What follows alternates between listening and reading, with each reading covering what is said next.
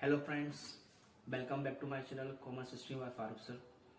आज हमारी 10 days theory channel का सेकंड चैप्टर स्टार्ट करने जा रहे हैं जिसका नाम है रिकॉन्स्टिट्यूशन। टोटल वेटेज 12 नंबर है। ये चैप्टर दो चैप्टर्स को मिलाकर बना है। पहला चैप्टर है change in profit sharing ratio, दूसरा चैप्टर है admission of a new partner. पहले चैप्टर की बात करें change in profit sharing ratio, इसमें से टोटल क्वेश्चन जो हमारे निकल रहे हैं वो भी 4 निकल रहे हैं। फिर बाकी का अपन एडमिशन वाले चैप्टर में देखेंगे। तो व्हाट इज रिकॉन्स्टिट्यूशन? तो रिकॉन्स्टिट्यूशन का मतलब होता है any change in the existing agreement of partnership is called reconstitution, और in other words we can say that when the old partnership comes to an end and new partnership comes into force is called reconstitution। मतलब क्या है? मतलब ये है कि जब पुराना एग्रीमेंट हमारा खत्म होता है और एक नया एग्रीमेंट स्टार्ट होता है उसको बोलते हैं रिकॉन्स्टिट्यूशन। रिकॉन्स्टिट्यूशन के मीनिंग में ही देखो लिखा हुआ है री का मतलब होता है दोबारा। पुराना एग्रीमेंट खत्म करके एक नया एग्रीमेंट स्टार्ट करना क्या कहलाएगा? हमारा रिकॉन्स्टिट्यूशन कहलाएगा। दूसरा क्वेश्चन निकलता है कि रिकॉन्स्टिट्यूशन के मोड्स क्या है? ये मोड्स के नाम से भी आ सकता है, write the modes of reconstitution, या फिर आ सकता है write the reason of reconstitution, या फिर पूछा जा सकता है write the circumstances of reconstitution. तो लिखना आपको रिकॉन्स्टिट्यूशन के रीजन ही है कि रिकॉन्स्टिट्यूशन कब कब होता है। तो शॉर्टकट में इसको याद करने का तरीका है कार्ड। तो 4 लाइन में हमारा ये आंसर खत्म होगा, जिसमें से पहली कंडीशन है C for change in profit sharing ratio. जब हमारे बिजनेस के अंदर पुराने पार्टनर अपना एग्जिस्टिंग रेशियो को चेंज करेंगे उसको बोलते हैं change in profit sharing ratio. इसके मीनिंग की बात करें अपन, any change in the ratio in which old partner share profit and loss of the business. जब हमारे पुराने पार्टनर अपने पुराने रेशियो को बदलना चाहते हैं जिसमें वो अपना प्रॉफिट शेयर करते हैं उसको बोलते हैं change in profit sharing ratio. जब भी प्रॉफिट शेयरिंग रेशियो चेंज होगा रिकॉन्स्टिट्यूशन होगा, क्योंकि एग्रीमेंट बदलेगा। पुराना एग्रीमेंट पुराने रेशियो में था, नया एग्रीमेंट नए रेशियो में आएगा। सेकेंड कंडीशन है admission of a new partner. जब भी एक नया पार्टनर हमारे बिजनेस के अंदर आएगा फॉर मोर कैपिटल के लिए, या एक्सपीरियंस पर्सन हमें नीड हो, या हमें एक एक्सपर्टाइज चाहिए हो, हमें हमारा बिजनेस एक्सपेंड करना हो, तो जब हमारे नंबर ऑफ मेंबर इंक्रीज होंगे तब भी हमारा रिकॉन्स्टिट्यूशन होगा, क्योंकि पुराना एग्रीमेंट उनके नंबर के हिसाब से था। एग्जांपल, पहले 2 पार्टनर थे तो 2 पार्टनर के हिसाब से एग्रीमेंट था। अब एक नया पार्टनर और आ जाएगा तो कितने पार्टनर हो जाएंगे? 3। तो अब 3 पार्टनर के हिसाब से एक नया एग्रीमेंट बनेगा, तो वापिस से हमारा रिकॉन्स्टिट्यूशन होगा। तीसरी कंडीशन आती है रिटायरमेंट ऑफ अ पार्टनर। जब पुराने पार्टनर में से कोई एक पार्टनर बिजनेस को छोड़कर चला जाता है उसको बोलते हैं रिटायरमेंट। तो पहले 3 पार्टनर थे तो 3 लोगों के बीच में एग्रीमेंट था, अब एक पार्टनर बिजनेस को छोड़कर चला जाएगा तो अब बाकी के बचेंगे 2 पार्टनर। तो भाई पहले का एग्रीमेंट 3 लोगों का था वो खत्म, एक नया एग्रीमेंट स्टार्ट होगा 2 लोगों के बीच में, तो वापिस से रिकॉन्स्टिट्यूशन होगा।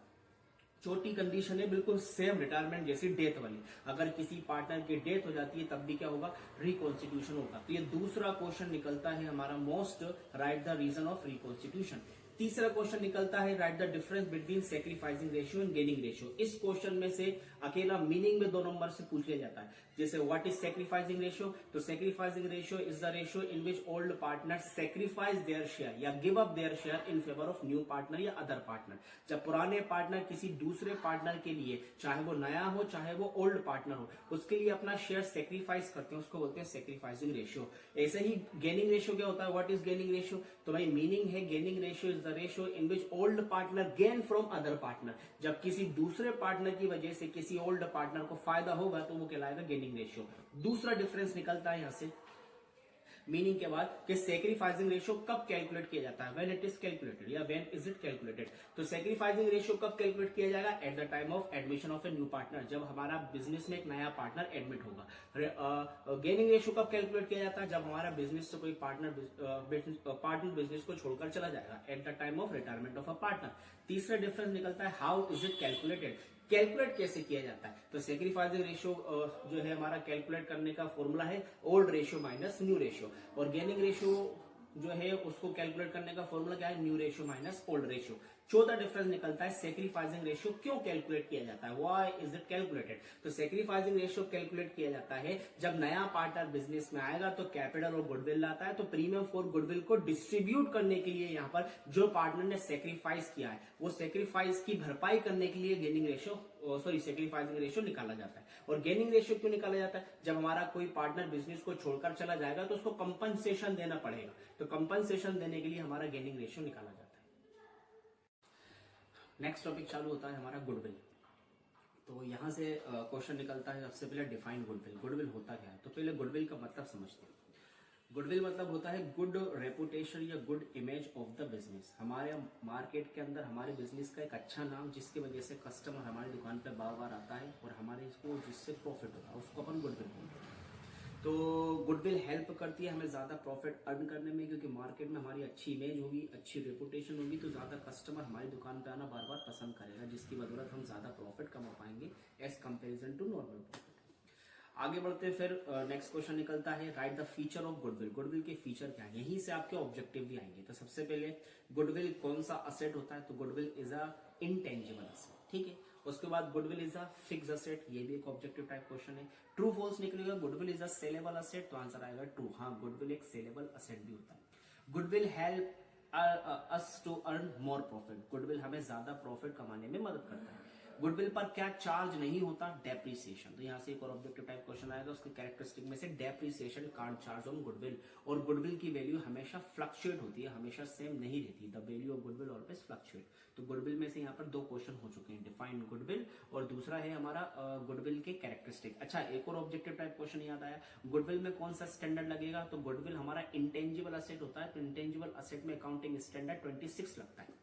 फिर नेक्स्ट क्वेश्चन आते हैं, right the need of valuation of goodwill. Goodwill की वैल्यू निकालने की जरूरत कब कब पड़ती है? तो सेम वही आंसर है जो हमारा रिकॉन्स्टिट्यूशन में था। रिकॉन्स्टिट्यूशन कब कब होता है? वही शॉर्टकट तरीका याद करने का, कार्ड। जब हमारे बिजनेस में change in profit sharing ratio होगा तब गुडविल की वैल्यू कैलकुलेट होगी।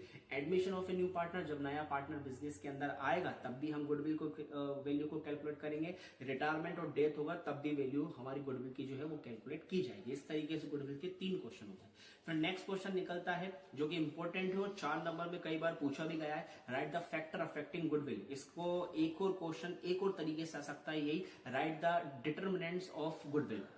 तो हमें गुडविल के फैक्टर लिखना है कि गुडविल किन कारण की वजह से गुडविल की वैल्यू बढ़ती है या गुडविल की वैल्यू घटती है। तो पहले नंबर पे आता है हमारा फेवरेबल लोकेशन। भाई गुडविल हमारा जितनी अच्छी हमारी लोकेशन होगी उतना ज्यादा कस्टमर हमारी दुकान पे आएगा, और जितना ज्यादा कस्टमर हमारी दुकान पे आएगा उतना प्रॉफिट मार्जिन बढ़ेगा, प्रॉफिट मार्जिन बढ़ेगा तो गुडविल बढ़ेगी। तो फेवरेबल लोकेशन पहला फैक्टर होता है, जितनी अच्छी लोकेशन उतनी अच्छी गुडविल। दूसरे नंबर पे आता है हमारा जो अपन बात करते हैं एफिशिएंसी ऑफ मैनेजमेंट। अगर हमारा मैनेजमेंट बहुत एफिशिएंटली काम करता है और प्रॉफिट इंक्रीज करने में लगा हुआ है तो हमारी गुडविल मार्केट के अंदर अच्छी है। तीसरे नंबर पे आता है हमारा कैपिटल रिक्वायर्ड। अगर हमारे बिजनेस के अंदर हम कैपिटल से ज्यादा रिटर्न हमें अगर मिल रहा है, कम लागत पर हम ज्यादा प्रॉफिट अर्न कर रहे हैं, रिटर्न ऑन इन्वेस्टमेंट हमारा हायर है, तो हमारी गुडविल मार्केट के अंदर अच्छी है। वैसे नेक्स्ट निकलता है इसका हमारा ब्रांड और ट्रेडमार्क। अगर हम गुडविल हमारे बिजनेस के अंदर अगर हम ब्रांड पे बात कर रहे हैं, ट्रेडमार्क में बात कर रहे हैं, तो हमारा मार्केट के अंदर हम कॉम्पिटिटर से अच्छा परफॉर्मेंस कर सकते हैं, मोनोपोली काम कर सकते हैं। और हमेशा याद रखना मोनोपोली इंक्रीज द गुडविल। फिर नेक्स्ट आता है क्वालिटी प्रोडक्ट या quality of goods and services. अगर हम हमारे मार्केट के अंदर हमारे कस्टमर को क्वालिटी वाला प्रोडक्ट प्रोवाइड कर रहे हैं जिससे हमारे कस्टमर की जो नीड है वो सेटिस्फाई हो रही है, उसकी डिमांड जो है वो सेटिस्फाई हो रही है, तो हमारे मार्केट के अंदर गुडविल बहुत अच्छी हो रही है। तो ये कुछ हमारे फैक्टर थे जिसकी वजह से हमारी गुडविल बहुत अच्छी बढ़ती है या घटती है। और एक और आता है रिस्क इन बिजनेस। अगर हमारे बिजनेस में रिस्क कम है तो हमारी मार्केट के अंदर गुडविल अच्छी है, और अगर हमारे बिजनेस के अंदर रिस्क ज्यादा है तो हमारी गुडविल मार्केट के अंदर खराब है। तो ये मिलाकर 4 क्वेश्चन हो जाते हैं हमारे, defined goodwill, characteristic of goodwill, need of valuation of goodwill और factor affecting of goodwill. Next question निकलता है हमारा यहाँ से कि गुडविल करने के कितने मेथड्स होते हैं। तो यहाँ पर याद रखना गुडविल को कैलकुलेट करने के 3 मेथड होते हैं। पहले नंबर पे आता है एवरेज प्रॉफिट मेथड, दूसरे नंबर पे आता है सुपर प्रॉफिट मेथड और तीसरे नंबर पे आएगा कैपिटलाइजेशन मेथड। तीनों ही बहुत अच्छे से कर लेना है, एग्जामिनेशन में बहुत काम आएंगे। 4 नंबर या 3 नंबर में सीधा क्वेश्चन आता है हमारा प्रैक्टिकली यहाँ से। फिर एक थ्योरेटिकल क्वेश्चन और निकलता है, write the types of goodwill. Goodwill के कितने टाइप्स होते हैं? तो अगर अकॉर्डिंग टू सीबीएसई देखें तो 2 हैं, परचेज गुडविल और सेल्फ जनरेटेड। परचेज गुडविल जब एक बिजनेस दूसरे बिजनेस को खरीदता है तो उसकी फेस वैल्यू से ज्यादा हम अगर उसको हायर पे कर रहे हैं तो जो डिफरेंस आएगा वो हमारी परचेज गुडविल कहलाएगी, और बैलेंस शीट में हमेशा परचेज गुडविल शो होती है। दूसरे नंबर पे आता है सेल्फ जनरेटेड गुडविल, वो गुडविल जो हमने खुद की मेहनत से मार्केट के अंदर बनाई है, खुद की इमेज बनाई है, खुद की रेपुटेशन बनाई है, उसको बोलते हैं सेल्फ जनरेटेड जनरेटेड गुडविल। इसके अलावा एज पर एमपी बोर्ड जाए तो अपन कुछ तरीके की गुडविल और होती है, जिसमें से पहले नंबर पे आती है डॉग गुडविल।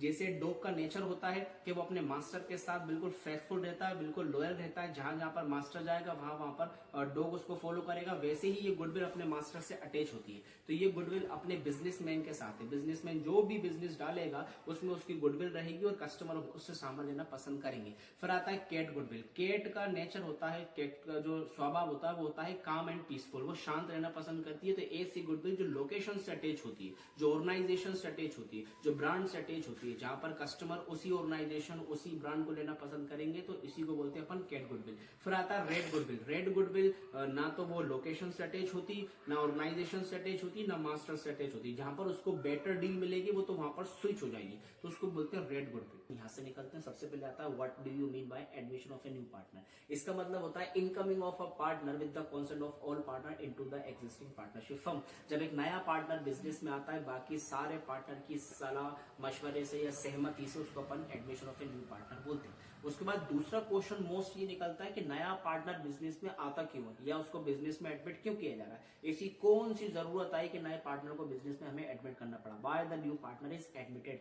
तो पहले नंबर पे पहला पॉइंट आता है इस क्वेश्चन का, फॉर मोर कैपिटल रिक्वायर्ड। जब हमें ज्यादा पैसों की जरूरत होगी तब हम एक नए पार्टनर को बिजनेस में लेके आएंगे। रिस्क शेयर करना होगी जब हमारे बिजनेस में एक नए पार्टनर को लेकर आएंगे। हमें हमारे बिजनेस को बूस्ट करना होगी, एक मार्केट स्टैंडिंग बनाना होगी, एक पोजीशन बनाना होगी, तब हम नए पार्टनर को बिजनेस में लेकर आएंगे। एक एक्सपीरियंस बनना चाहिए होगी जो हमारे अंदर मैनेजर स्किल नहीं थी लेकिन उसके अंदर हो, जिससे हमारा बिजनेस कॉम्पिटिटर से आगे निकल सके, तो एक नए पार्टनर को बिजनेस को लेकर आएंगे। एक स्किलफुल व्यक्ति, एक एक्सपर्टाइज व्यक्ति को अगर हमें जरूरत होगी तो हम नए वाले पार्टनर को बिजनेस में लेकर आएंगे। इसके बाद फिर नेक्स्ट क्वेश्चन निकलता है हमारे एडमिशन वाले चैप्टर में से, what do you mean by revaluation account. तो रीवैल्यूएशन अकाउंट क्या होता है, ये प्रैक्टिकली भी इंपॉर्टेंट है और उसकी थ्योरी भी इंपॉर्टेंट है। यहाँ से ऑब्जेक्टिव टाइप क्वेश्चन भी आएंगे। तो revaluation account is a nominal account. ये एक नॉमिनल अकाउंट होता है। क्यों बनाया जाता है, it is prepare to revalue the asset and liability of the business in order to find out profit and loss of the firm which is to be distributed among all partner in all ratio। revaluation account एक nominal account होता है। ये बनाया जाता है asset और liability की value जो इंक्रीज और डिक्रीज हुई है, जिसकी वजह से हमारी फर्म के अंदर जो प्रॉफिट और लॉस हुआ है उसको ऑल पार्टनर में ऑल रेशियो में बांटा जा सके। अच्छा, ये रिवैल्यूएशन अकाउंट कब बनता है, वापस से वही कंडीशन, रिकॉन्स्टिट्यूशन कब कब होता है, गुडविल की वैल्यू कब कब कैलकुलेट करते हैं, और रिवैल्यूएशन अकाउंट कब बनेगा। तीनों क्वेश्चन का एक ही आंसर है, सेम वही कार्ड वाली situation, change in profit sharing ratio, admission of a new partner, retirement और डेथ ऑफ ए पार्टनर। जब ये चार कंडीशन होंगी तब रिवैल्यूएशन अकाउंट बनेगा। इसके रिवैल्यूएशन अकाउंट की कौन कौन सी जनरल एंट्री होती है ये बहुत अच्छे से देख लेना है। फिर एक लास्ट क्वेश्चन आता है कि नया पार्टनर आया, क्या लाया। नया पार्टनर आया, गुडविल लाया और कैपिटल लाया। कैपिटल क्यों लाया, for the use of asset, और प्रीमियम फॉर गुडविल क्यों लाया, टू शेयर फ्यूचर प्रॉफिट। और प्रीमियम फॉर गुडविल लाने के बाद इसका अकाउंटिंग ट्रीटमेंट क्या होगा ये भी बहुत अच्छे से देख लेना है। जब एक नया पार्टनर आएगा तो गुडविल लाएगा और कैपिटल लाएगा, क्या एंट्री पास होगी, फिर गुडविल को बांटने की क्या एंट्री पास होगी और विड्रॉ करने की क्या एंट्री पास होगी। तो आज के लिए इतना बहुत है।